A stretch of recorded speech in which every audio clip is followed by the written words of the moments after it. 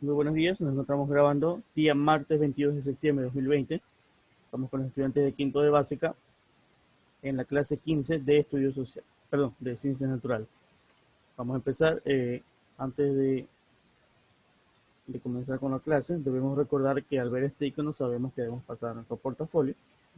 El día de hoy nos toca ver el tema 3.5, que es el último tema de la unidad número 3 y corresponde al sistema respiratorio. Bien, vamos a ver el sistema respiratorio, las partes y un poco más de esta función respiratoria. Vamos a empezar primero con la definición. ¿Qué es el sistema respiratorio? Pues bien, el sistema respiratorio, al igual que los otros sistemas, se define como un conjunto de órganos que tienen como finalidad el intercambio de gases entre la atmósfera y la sangre. Es decir, entre el aire en el exterior y la sangre de tejidos y órganos dentro del cuerpo. ¿Qué permite el sistema respiratorio? Pues bien, mediante el sistema respiratorio, el oxígeno, que se representa de esta forma, O2, se introduce al interior del cuerpo y es distribuido a todos los tejidos, mientras que el dióxido de carbono, que se abrevia así, CO2, que es producido por el cuerpo en las actividades metabólicas, es eliminado, es expulsado hacia el exterior del mismo. Como vemos, hay un intercambio de gases. Entra oxígeno, sale dióxido de carbono. ¿Y cuándo se produce esto? Pues al momento de respirar. Cuando nosotros respiramos, absorbemos oxígeno y expulsamos lo que es el dióxido de carbono. Vamos a ver lo que son las partes del sistema respiratorio un poquito más detallado. Empezando por las fosas nasales o vías nasales, que son estas fosas que tenemos aquí en la nariz y cuya función es permitir la entrada y salida del aire. Además, estas fosas nasales están recubiertas de una mucosa y esta mucosa a su vez contiene vellos que limpian o filtran el aire y lo calientan para que no entre de forma fría. Luego tenemos la faringe, que esta estructura es compartida también con lo que es el sistema digestivo. Se encuentra justamente, como vemos aquí en la imagen, luego de las vías nasales. Es una estructura en forma de tubo que se sitúa en el cuello. Da paso a lo que es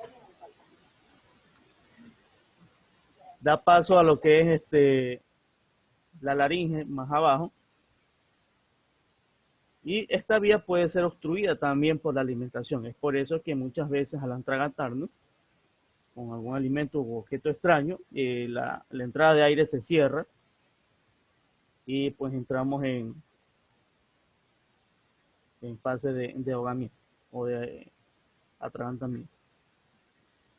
Tenemos también, luego de la faringe, la laringe, que es una especie de tubo un poco más largo, que permite el paso del aire desde la faringe hacia las partes de abajo, que son la tráquea y pues finalmente a los pulmones. Hablando de la tráquea es este conducto en forma de tubo que hace posible el paso del aire entre la laringe y los bronquios. Está formado por pequeños anillos de cartílago, como vemos aquí, que permiten que esta estructura pues se mantenga su forma, pero a la vez que sea flexible. Si ustedes se tocan aquí, lo que es el cuello, van a notar la presencia de la tráquea, ¿no? Como vemos, es rígida, mantiene su forma, pero también es muy flexible, se puede mover. ¿Ven? Ahora tenemos a los pulmones. Los pulmones son estos dos órganos, dos grandes órganos, cuya función es realizar el intercambio gaseoso del exterior con la sangre. Es decir, intercambiar el oxígeno por el dióxido de carbono mediante unas estructuras llamadas alvéolos, que se encuentran al interior de los pulmones. Es aquí donde se realiza el intercambio gaseoso. Los pulmones se llenan de aire, pero El intercambio gaseoso se realiza en estas estructuras llamadas alvéolos. Podemos nombrar el diafragma también, que es el músculo que separa la cavidad torácica de la cavidad abdominal. El diafragma se mueve y es lo que permite, junto a los músculos intercostales, contraer o dilatar los pulmones y la cavidad torácica, ya sean los procesos de inhalación del aire y los procesos de exhalación.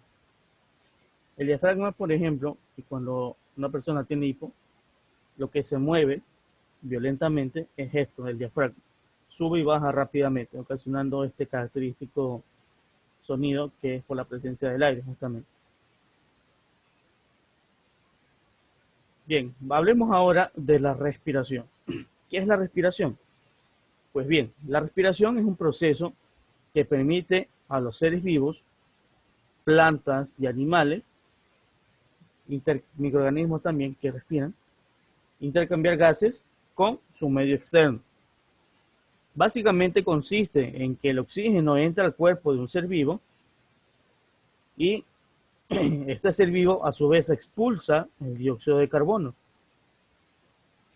El oxígeno, junto con la respiración obviamente, es un proceso muy importante, un proceso indispensable para la vida de los organismos aeróbicos, es decir, organismos que necesitan aire para su subsistencia. En el caso de la mayoría de los seres vivos,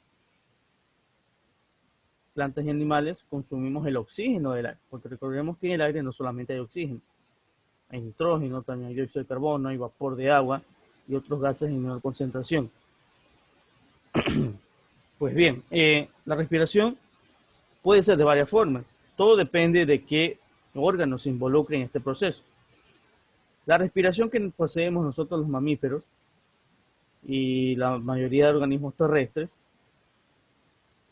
vertebrados, ¿no? Es de tipo pulmonar. ¿Por qué? Porque tenemos pulmones.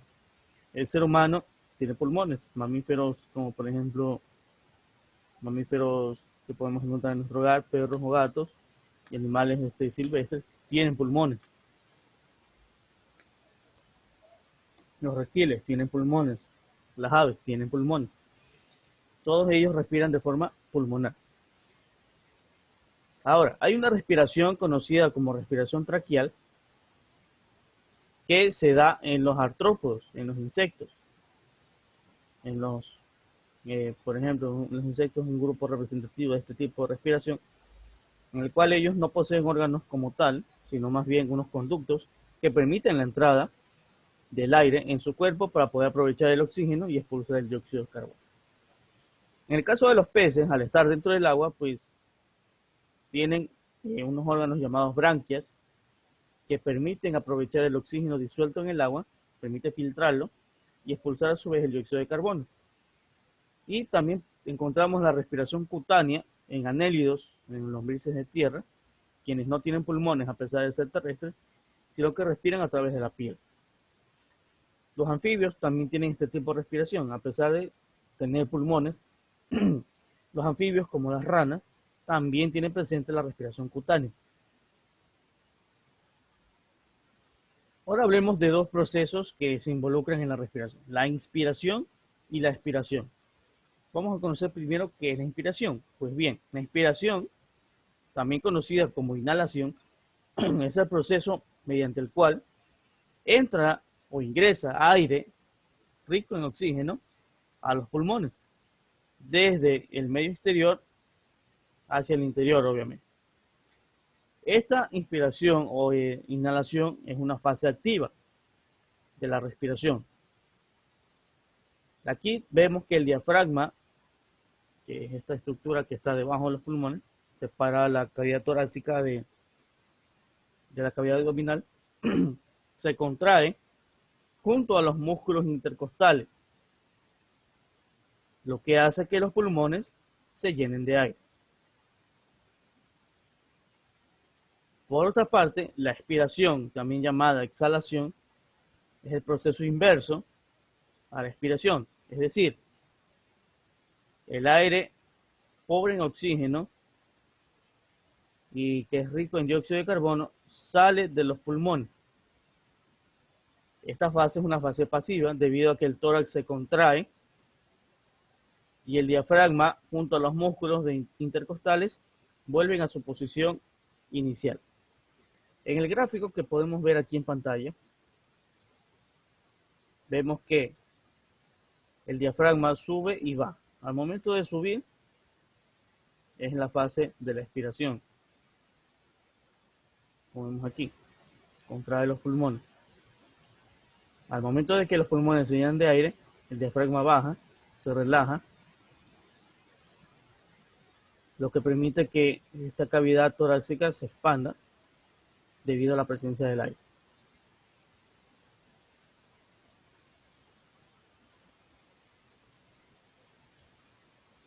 Vamos a continuar. Hablemos ahora del intercambio de gases, que es básicamente cambiar, como ya vimos al principio, el oxígeno por el dióxido de carbono. ¿Dónde ocurre el intercambio de gases? Ocurre en estas estructuras conocidas como alvéolos pulmonares. Este intercambio de gases se da entre la sangre y los pulmones.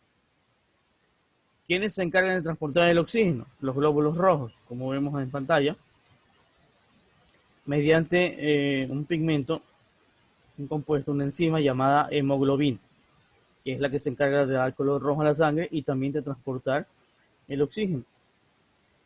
El dióxido de carbono se transporta también en la sangre, pero en este caso se encuentra dentro del plasma sanguíneo, ya no dentro de los glóbulos rojos.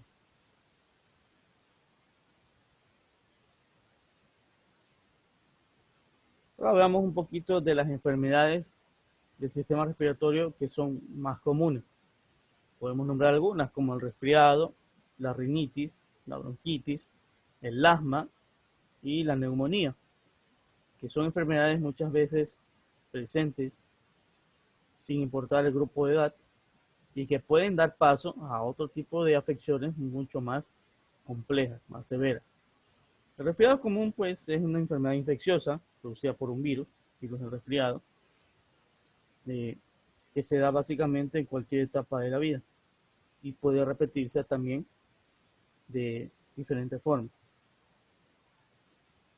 La rinitis tiene una presencia similar al resfriado, pero en este caso es constante, siempre. Produce irritación nasal y a su vez puede desarrollar la sinusitis y también puede dar inicio a lo que es el asma. La bronquitis es la inflamación de los bronquios, que se encuentran obviamente al interior de los pulmones. El asma es una obstrucción de las áreas respiratorias que puede desarrollar una insuficiencia respiratoria más adelante si no es tratado con tiempo. Y también puedes nombrar la neumonía como la inflamación de los pulmones debido a diferentes cuestiones. Inclusive gripes o influencias pueden desarrollar una neumonía si no se tratan correctamente. Otras enfermedades que no nombramos aquí, por ejemplo, la tuberculosis, que también afecta al sistema respiratorio, producida por una bacteria, entre otros. Vamos a ver en este caso un pequeño video sobre el aparato respiratorio o sistema respiratorio y luego continuamos con el taller. Listo, luego de haber visto este material audiovisual, tenemos el taller que corresponde a la actividad número 22 con 6 preguntas cuyas respuestas se encuentran dentro del material de la clase. Vamos a desarrollarlas en este momento en esta pizarra. Bien, aquí tenemos ya nuestro taller número 22 desarrollado en su totalidad gracias a la participación de los estudiantes. Recordemos que esta es la última clase de la unidad número 3. Este es el último tema. La próxima ocasión nos veremos ya con un taller de repaso de toda la unidad. Bien, sin más entonces que decir, nos quedamos aquí terminando el taller y finalizamos esta grabación. Nos veremos en una nueva ocasión con este caso, con el taller de repaso de la unidad número 3.